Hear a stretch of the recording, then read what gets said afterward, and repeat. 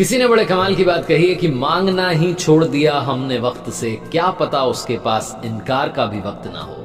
Hi guys, मैं हूं RJ Kartik. एक छोटी सी कहानी। एक बार एक लड़का किसान परिवार में पैदा हुआ। उसके पिताजी चाहते थे कि वो किसान बने, खेती करे, लेकिन लड़का चाहता था कि वो उस राज्य की सेना में शामिल हो, सैनिक बने।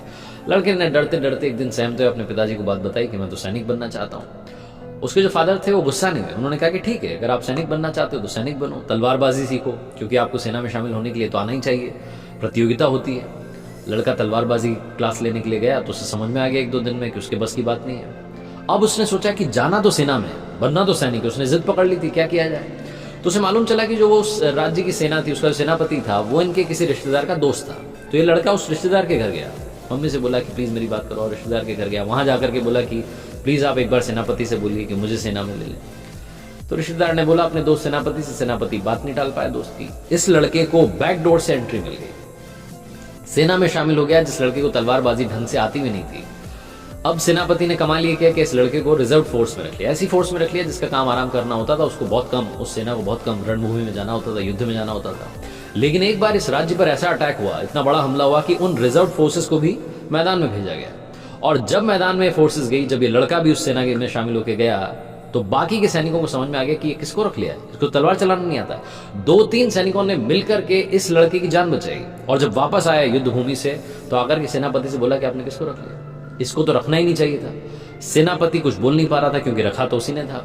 गुस्से गुस्से में ड्रामा करते हुए उसने कहा कि तुम एक काम करो, यहां से तुम फटाफट से बाहर निकलो और जाकर के दरबान बन जाओ। बस तुम्हारा यही काम है, तुम्हें सिर्फ पहरा देना है महल के सामने, और कोई काम तुम्हारे पास नहीं।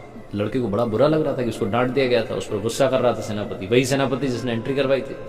अब लड़के को लग रहा था कि शायद अगर किसी मंत्री से बात होती या सीधे राजा से बात होती तो शायद अच्छी पोजीशन मिलती। इसी सोच में लड़का जाकर के दरबान की नौकरी करने लगा। रोज रात में से जाना होता था, पहरा देना होता था। अब ये रोज सोच रहा होता था कि एक बार अगर राजा से बात हो जाए तो शायद बात बन जाए। सर्दी का मौसम आया, इसके पास में ज्यादा पैसे नहीं थे, तनख्वाह कम हो गई थी, ठिठुरते हुए नौकरी किया करता था, पतली सी वर्दी थी। एक रात में वहां से राजा साहब निकले, महल में घुस रहे थे, तो उनके साथ में सैनिक कम थे। उनकी नजर पड़ गई कि एक सैनिक जो है ठिठुरता हुआ बैठा हुआ था। राजा साहब उसके पास गए, जाकर के पूछा कि आपको ठंड नहीं लग रही, इतनी पतली वर्दी आपकी, आप सिकुड़ रहे हैं, ठिठुर रहे हैं, समझ नहीं आ रहा है मुझे कि आप यहाँ कैसे नौकरी करते हैं। लड़के को अंदर से खुशी हुई, इसको लगा कि आज शायद बात बन जाएगी। उसने कहा कि महाराज क्या करूं, अपना ये दुख सुनाने लगा कि मैं तो यहाँ पर रोज आता हूँ, ठंड में सिकुड़ता हूँ, मुझे समझ नहीं आ रहा है क्या कैसे मेरी जिंदगी चलेगी। तो राजा ने कहा आप चिंता मत करो, अभी मैं अंदर जाऊंगा, अंदर से आपके लिए गर्म कंबल भिजवाऊंगा, आप आराम से नौकरी करो। राजा साहब अंदर गए। अब राजा तो बिजी होते हैं, राजा साहब जाकर के अपना वादा भूल गए। रात बीत गई। सवेरे सवेरे राजा के पास में कुछ सैनिक आए और आकर के बोले कि महाराज, उस सैनिक से, उस पहरेदार से जिसने आपने वादा किया था, उसकी जान जा चुकी है, मौत हो चुकी है।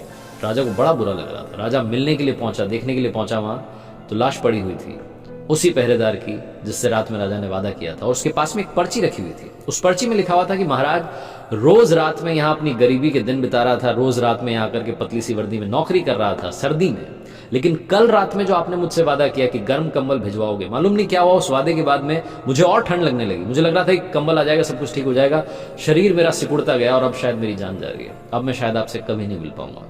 ये छोटी सी कहानी जिंदगी में बहुत बड़ी बात सिखाती है। सहारे इंसान को खोखला कर देते हैं, उम्मीदें इंसान को कमजोर कर देती हैं। इसीलिए भरोसे रहना है तो सिर्फ खुद के रहिए, खुद के भरोसे कर दिखाओ कुछ ऐसा कि दुनिया करना चाहे